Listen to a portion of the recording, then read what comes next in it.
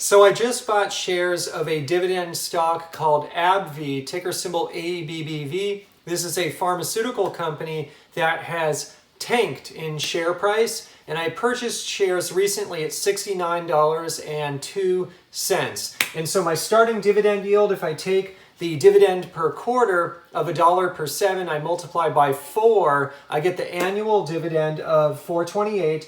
I take the $4.28, I divide by my purchase price of $69.02, and my starting dividend yield is a huge 6.2%. So I'm really pleased with this. I just did a video on AbbVie, my last video. I'll link in the description below. I share all the reasons in that video why I purchased this dividend stock. And it actually is the 41st position in my portfolio. So I've got a pretty big portfolio here in terms of number of positions and also the size of the portfolio overall. So I'm really proud of it. And I didn't know whether I was going to go over 40 positions or not. I knew I'd probably get a few more. And so anyways, this is number 41.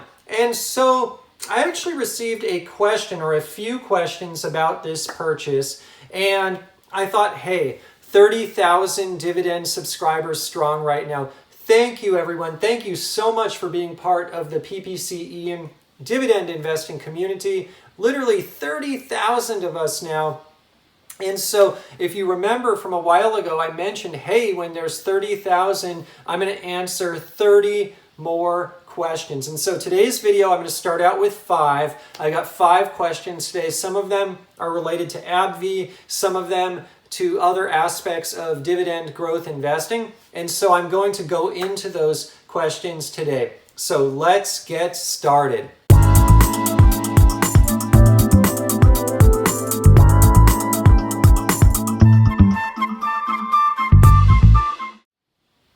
So that first question is actually about my AbbVie purchase, and it was interesting. Last week, or I guess earlier this week, it's Saturday night right now, really late, and so I kind of feel like it's already the next week, for me at least. But last week, when I noticed that AbbVie had plunged in share price, I wasn't at home, and I wasn't in a position where I could execute trade orders. I only like to execute trade orders when I'm on a secure network. I was traveling for work. I was using my laptop. I was, using it at Starbucks or at hotels, and that just did not necessarily set up the right situation for me to take advantage of the plummeting share price, at least in the moment. And so in the moment, this thing got as low as $65.06.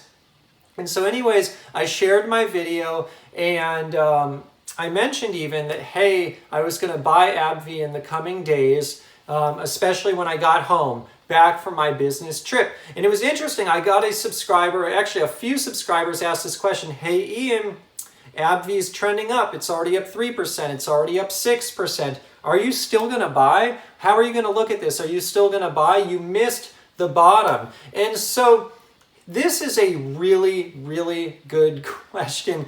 Usually when I'm investing for dividends, look, I like to try to take advantage of these situations when stocks plummet, but it is nearly impossible to time the precise bottom of any particular swing. And so if a stock is just swinging way down, it's plummeting like AbbVie. Look, I didn't get the bottom. I know some of you guys out there did. You bought it in the 65 range. Congratulations. Nice work. And anyways, I'm in at 69. And so what's interesting is $65.06.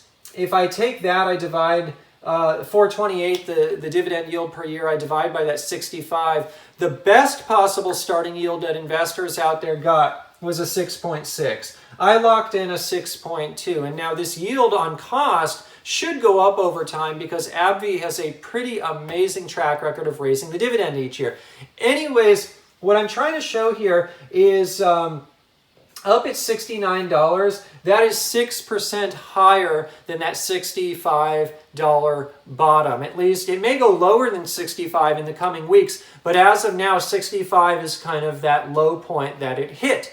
And so subscribers are asking me, Ian, would you buy it higher than 65? It's already up 3%. Well, I actually bought it 6% higher, and I probably would have bought it even higher. At this point, I'm kind of looking anything below 75. I'm going to keep averaging in. We'll get to that in a minute. But the main point I want to illustrate here is I invest forever. I buy and hold forever. I invest for cash flow. I'm going to use dividends to pay bills. We're probably going to start doing this sooner or later. Some bills are going to be covered by dividends sooner than later. And I'll be talking about this in upcoming videos. But basically, I invest in these companies forever. I never plan to sell. And so when I'm looking out 30 years, 50 years, am I going to care if I bought AbbVie 6% higher than the low? Am I going to care if it's 15% higher than the low?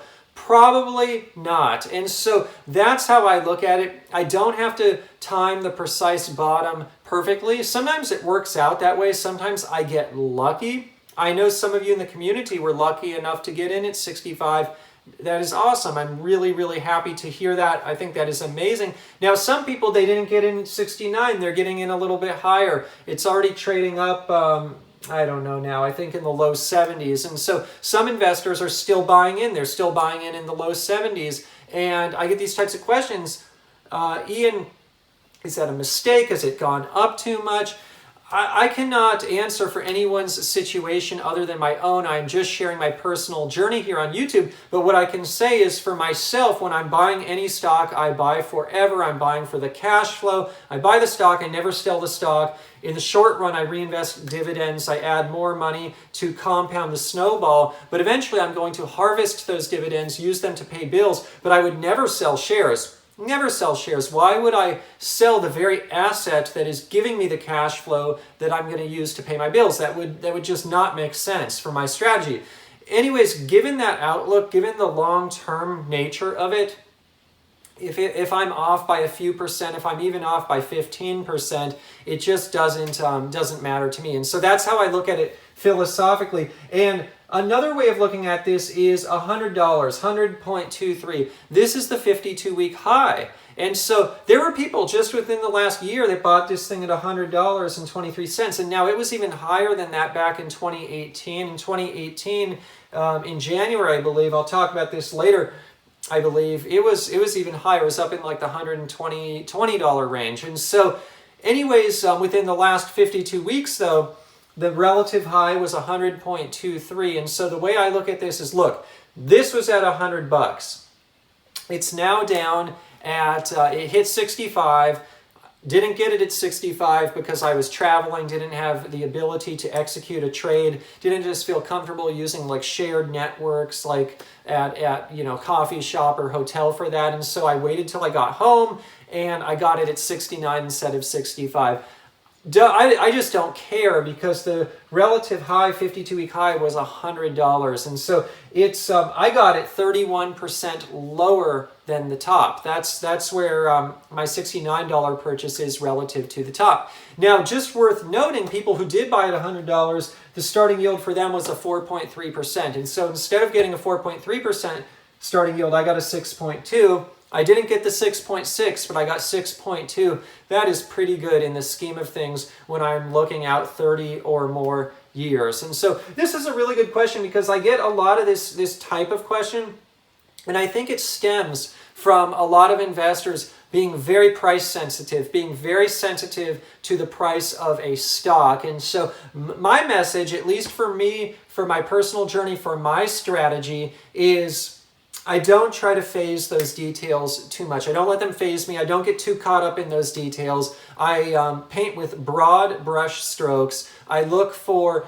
deals, and when there's a deal, if I can get it within some percentage points of the bottom, I'm okay. And so that gets us to the next question, which actually is somewhat of a continuation of this train of thought.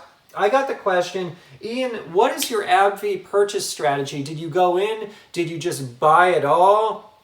What are you going to do? And so this was actually a really difficult purchase strategy. I had to really think through it. And so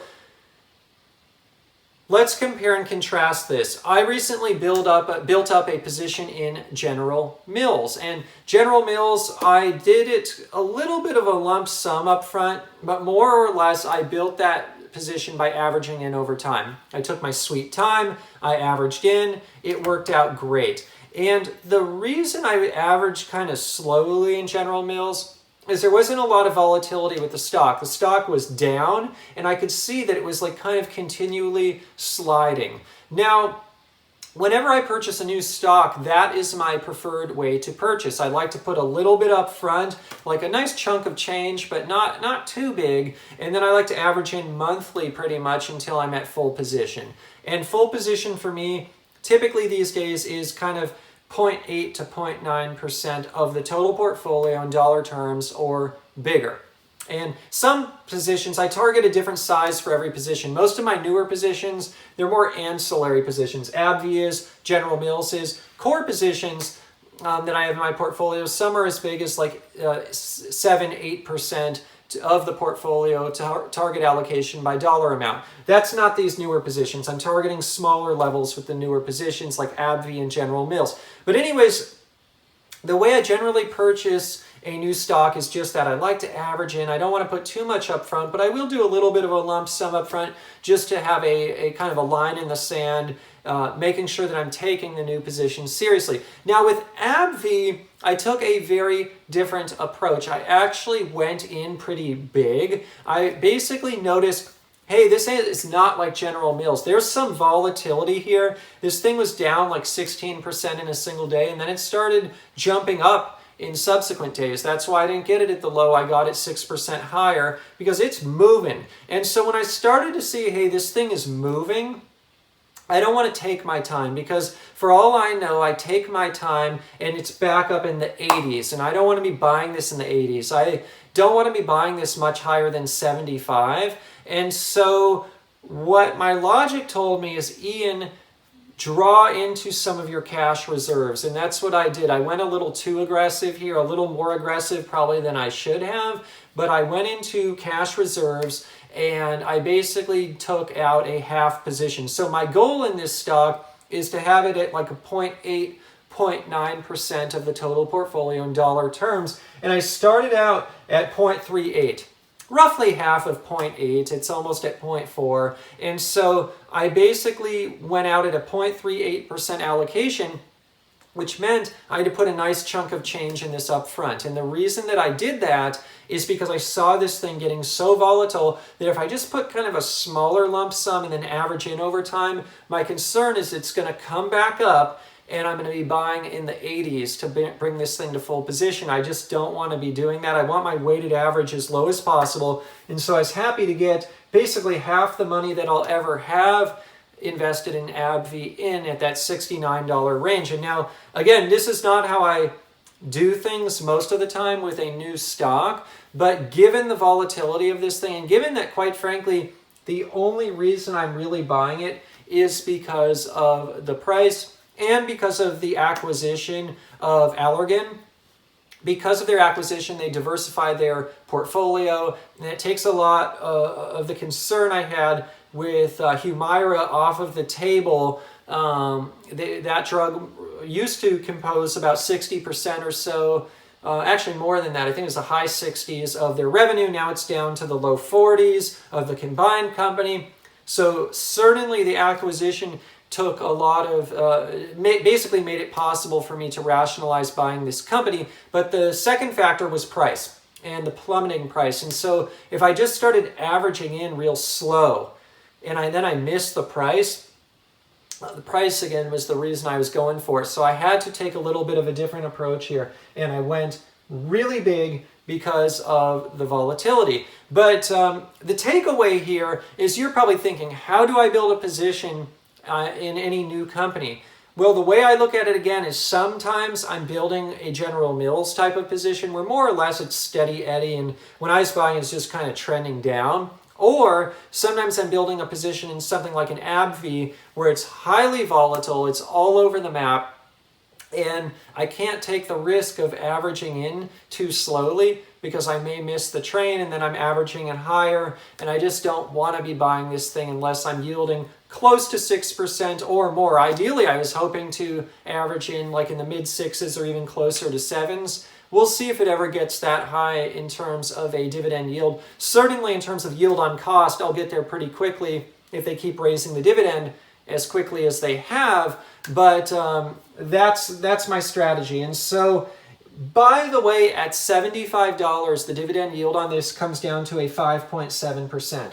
And so for me, for AbbVie, if it's much above 75, I don't want to be averaging in at those prices. And so I'm hoping I can complete my full position before it hits 75. And hopefully there'll be more volatility on the downside here. I just don't know. It kind of bumped back up pretty quickly, which makes averaging into this one, again, very different than General Mills. So that's question 2. Thank you for these questions. These are really good subscriber questions. And the last video is really popular and it spawned a lot of questions. And so that's why I'm going into a lot of AbbVie specific questions here. But I do have at the end of this video some non-AbbVie ones. And I have a lot of like long-standing subscriber requests for certain topics. And so I will be getting into those questions in subsequent videos. Again, there's going to be 30 questions answered here to celebrate 30,000 of us strong dividend investors. We are amazing. Best YouTube community. I love you guys. Anyways, moving on. Question 3. I love this question. I love this. So as soon as I bought AbbVie, someone commented, Ian, but this stock has been trending down forever. I just don't get you dividend investors. Are you okay, with your dividends, knowing that you're just going to lose capital over time? This is what a lot of people think about investing for dividends and cash flow. They literally think that the dividend stocks, they're either flat or they're going down, and they think that we're buying these stocks just because, hey, dividend's going to keep coming in. Now, obviously, we are buying them because the dividend's going to keep coming in, but I buy them not only because of that, but because the dividend is growing over time. But I also take comfort in the fact that these companies that I buy, they are generally growing over time, and they are exhibiting wonderful capital appreciation. And so I want to reframe what this person is even looking at. Yes, this stock is down. It was at a high at around $122. This was in January of 2018. And so since then, it's down. It's down to 72 right now. And so it has dropped. It has plummeted. But mind you, this is since January of 18. So we're thinking about a year and a half time, it has plummeted. And I think the person asking the question, maybe they were only looking back a year and a half or so. They're just looking at the last year and they're like, oh, it's always been going down.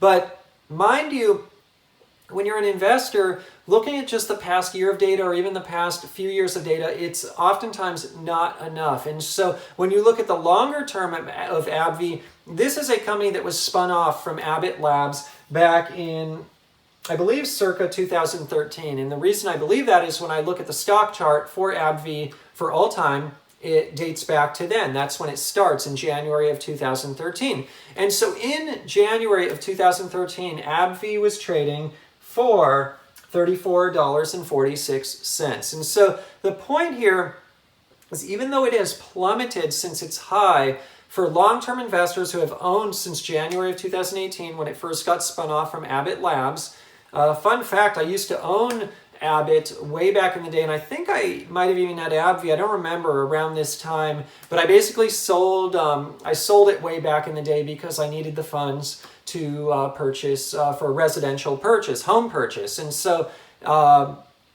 when I was rebuilding my portfolio, I just never bought AbbVie or Abbott until now. I don't own Abbott. I do own AbbVie, obviously, now, but it's just a fun fact that I actually do have some history with this one. Anyways, $34 to $72, where it's at right now, is a gain of 110%. And so if you annualize that in terms of a compound annual growth rate, meaning how much capital appreciation on average has this stock returned since it was spun off from Abbott, it has been 12% per year. So in addition to this massive dividend of 6.2% yield that I'm getting on my purchase price, this thing has gone up 12% per year on average in terms of capital appreciation. And so when people start saying like, hey, dividend investing, it's only about the dividends, that is very far from the truth. This is a growth company. If you look at AbbVie, their revenue is up and to the right. If you look at their cash flows, it is up and to the right. If you look at the dividend, it is up and to the right. This is a company that is growing. It's growing the revenue, it's growing cash flows, it's growing the dividend. It's a growth stock. And so yes, the stock is down. It is trending down in the last few years, which has created a buying opportunity, but that doesn't mean it's always been trending down. And so the takeaway, the homework for folks out there is if you have that mentality, you have that mindset, hey, these stocks, they're just going down, look at longer periods of time. And if you're here, you're not a dividend investor, the takeaway here is us dividend investors, we're in it for the dividends, but we also do have the benefit of enjoying growth. We buy stocks that are growing and we see the capital appreciation. Now, does the capital appreciation really even matter? Probably not, because I never plan to sell, but what's nice is it's a reflection of a company that's being managed well, because a well-managed company will typically be up and to the right in terms of the stock price. It will be trending up. And so I like to see that with a company like AbbVie, which has been doing just phenomenally even after the most recent stock price correction. And so really cool stuff there with that stock price. All right, so that was question 3. Question 4, I'm going to move away from AbbVie here a little bit and talk about some other topics. So this topic is a really good one. I did a video a while ago on taxes. I'll link in the description below. And this subscriber asked me recently, and I've gotten this question a few times, Ian, do you save a portion of your dividend income to pay taxes that your dividends require? So most of the dividend companies I own pay what's called a qualified dividend. A qualified dividend is relatively tax efficient because it's taxed as long-term capital gains here in the United States. And for most people, for a lot of people, long-term capital gains tax bracket is 15%. And so that's a lot better, by the way, than someone who buys low, sells high, and does that for in the short run, is trading or swing trading, and has to pay those short-term capital gains. Those come through as ordinary income tax, marginal tax rates. And so the long-term cap gains tax rate on qualified dividends is just awesome. I love it. Now, anyways, the question though becomes, Ian, you do still, even though it's efficient, even though it's a nice long-term cap gain, you're paying taxes. And it is true, and I've noticed this especially in more recent years, the portfolio is getting bigger and bigger, and the taxes that I pay they're very real, and I notice them. And so, long story short, in the moment throughout the year, I am not setting aside money from my dividends to pay taxes. What I'm doing right now is I'm reinvesting all of my dividends to buy more shares of stock because I'm trying to compound the snowball. And quite frankly, I'm adding more money to the portfolio as well because I want to add fuel to grow the snowball even more.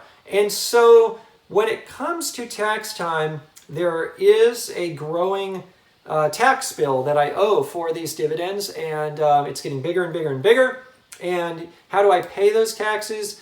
Oftentimes what I do is I'm just throughout the year doing my best to save money that I may owe from my job income. From my income, I set it aside, usually in like a separate bank account for taxes, just so it's ready, it's sitting there, and when I owe taxes, I've got the money. But what this subscriber is asking is, am I literally taking money from my dividends and kind of partitioning it aside for taxes? I'm not doing that because it would kind of slow the compounding, if you will, and so I'm not doing that. I'm allowing all of the dividends to get reinvested, and I'm just saving money at this time from my job income to pay the taxes. Now, at a certain point, when I transition from having job income, or maybe I'm transitioning towards having more dividend income paying my bills, one day maybe there's no job income. I don't really foresee that situation, quite frankly, because I'm always going to have some kind of earned income because I love what I do, and I'm going to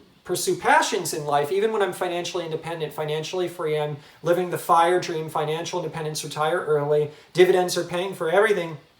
I'm not just going to sit around lazy. I'm going to have earned income coming in from ventures that I enjoy doing. And so that being said, there's probably going to be a period of time in the future where the dividends, they're very substantial. They're paying for bills. And At that point, when that starts happening, I will be carving out, most likely. That's when I'll be carving out money from the dividends to pay taxes related to the dividends, that 15% on the qualified dividends. But again, right now I'm not doing that. But another nuanced takeaway from this question that's important for everyone out there is if you are a dividend investor, there are going to be taxes related to your dividends. Your dividends, some of them are going to be qualified. Well, most of mine are qualified. Some may not be, like real estate investment trusts. I have one that's a master limited partnership.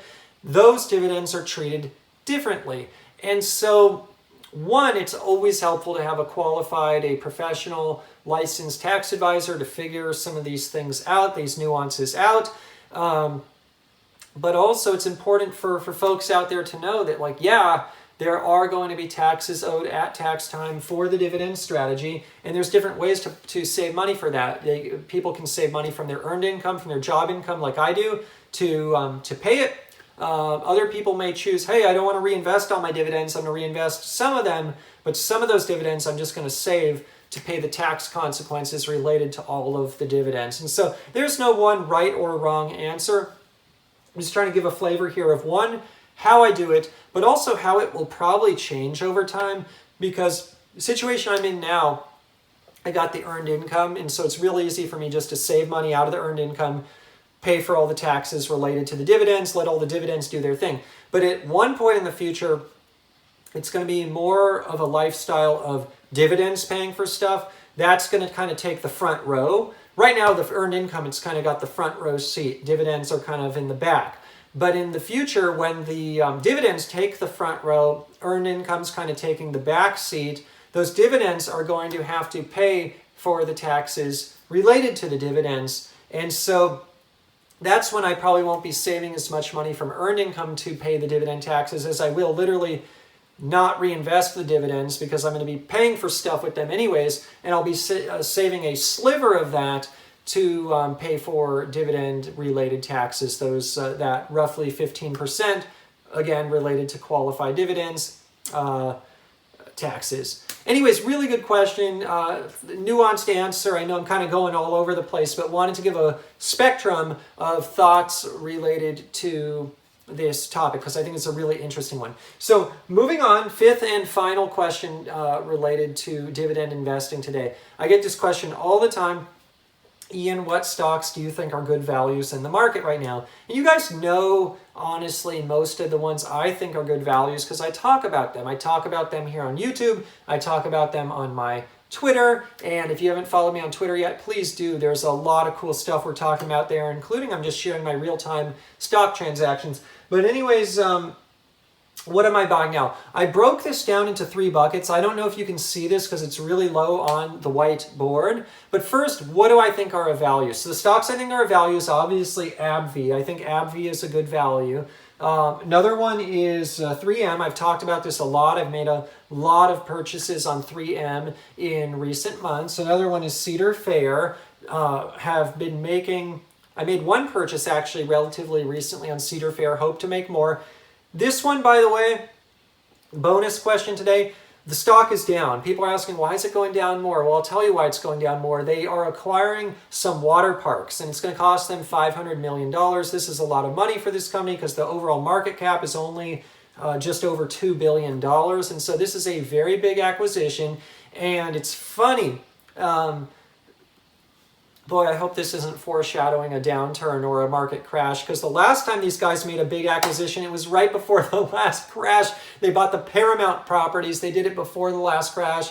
And it's so funny. Their timing was horrible. And so I hope the fact that they're making another big acquisition, it isn't history repeating itself, and it isn't a reflection of market topping out. But let's put that aside. The reason the stock is down is they're going to be making an acquisition. And just like AbbVie, any company that makes an acquisition, oftentimes the stock will go down. It'll go down because these stocks are taking on debt, because there's some uncertainty. Is the acquisition going to work out? Is it going to go smoothly? Is it going to go according to plan? Wall Street usually penalizes companies making acquisitions. And so this has created a buying opportunity, in my opinion, for Cedar Fair. It was already on sale, but even before this acquisition, now it is more. It's dipped into the high 40s.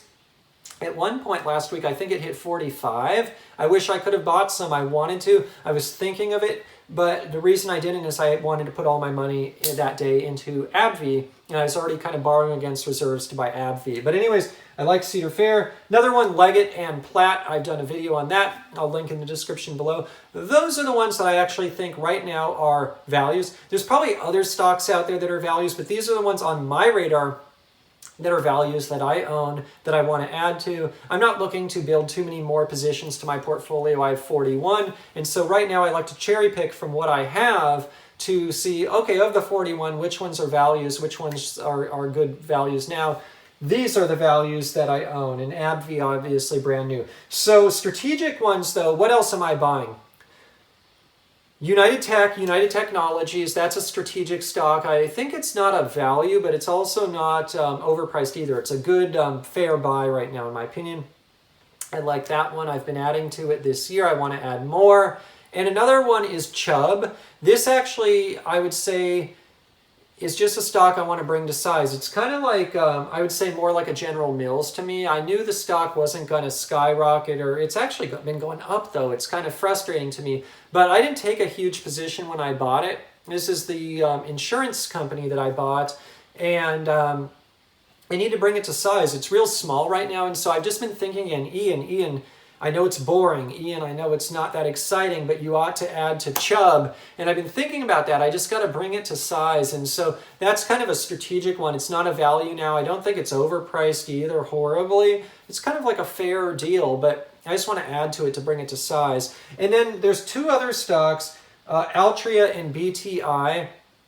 Those two are deep discount values, just like AbbVie, but I'm not adding to them other than reinvesting dividends just because I'm already over allocated to the sin stock sector. And so I don't want to up my allocation too much. Maybe I'll buy some more with net new cash one more time. We'll see. If they get low enough, I will. But in general, I don't want my sin stocks to bump up too much. So out of the stocks that I follow, obviously there are many more stocks, but the ones that I follow, that I own, those are the ones that I'm kind of looking at as values, strategic, and then more value, but they're kind of don't want to add to them because they're sin stocks, and I already have way big exposure to sin stocks. And just from a risk mitigation standpoint, I want to keep that sector at a reasonable percentage allocation for the overall portfolio. So 5 great questions. Thank you so much. If you enjoyed the video today, please subscribe. Please hit the notification bell. That is the absolute best way that you can thank me for producing these videos here on YouTube.